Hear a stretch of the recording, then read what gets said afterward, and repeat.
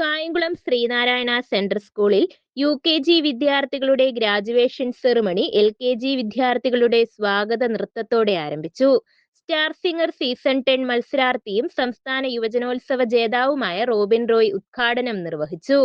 അവസരങ്ങൾ നഷ്ടപ്പെടുത്താതെ മുന്നോട്ടു പോകണമെന്നും മാതാപിതാക്കൾക്ക് സന്തോഷം പകരണമെന്നും സൂചിപ്പിച്ച റോബിൻ റോയ് തന്റെ ശ്രുതിമധുരമായ ഗാനങ്ങൾ കൊണ്ട് ചടങ്ങ് ഇമ്പമുള്ളതാക്കി.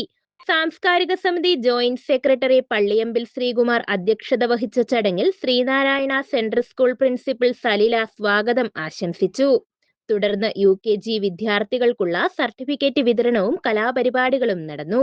അധ്യാപിക ജ്യോതി കെ പിള്ള ആശംസകൾ അർപ്പിച്ചു. School manager professor doctor P Padmakumar, executive committee അംഗമായ ശശിധരൻ, പ്രവീൺ, ഗംഗ, വൈസ് പ്രിൻസിപ്പൽമാരായ മധുബാലൻ, റീന T രഘുനാഥ്, രക്ഷകർത്താക്കൾ തുടങ്ങിയവർ പങ്കെടുത്തു. ജലജ ഗോപാലകൃഷ്ണൻ കൃതജ്ഞത രേഖപ്പെടുത്തി. News bureau, Kayamkulam.